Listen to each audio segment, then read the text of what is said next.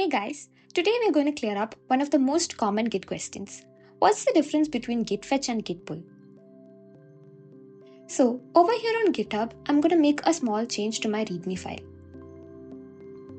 I'll add a new line and commit it directly on GitHub.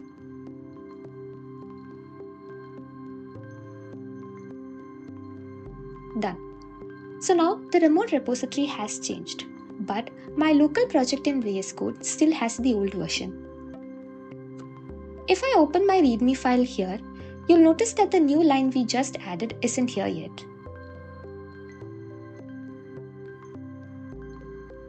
So now, open your terminal and let's run git fetch. If you see the output, Git has now downloaded information about the latest changes from GitHub. But if I open the README file again, nothing has changed. The new line is still missing. So this is exactly what git fetch does. It gets the latest information from the remote repository, but it doesn't update your local files. A simple way to remember it is this. Imagine you've ordered a package online.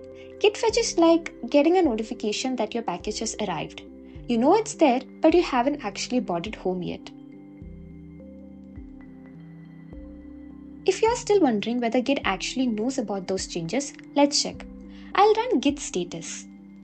Now, notice this message saying my branch is behind the remote branch. So, Git already knows that there are newer commits available, it just hasn't applied them to my project yet. Now let's run git pull. This downloads those latest changes and immediately merges them into my local project. Now if I open the README again, there's the new line we added on GitHub. So now my local project is finally up to date. So git pull downloads the latest changes and updates your local files immediately. You can think of it as git fetch plus merge. Let's summarize what we've seen so far. Git fetch downloads information about the latest changes but leaves your project exactly as it is. Git pull downloads those same changes and updates your local projects immediately. So just remember this one line. Fetch tells you what's new, pull brings it into your project. I hope that clears up the difference. Thanks for watching and I'll see you in the next Git tutorial.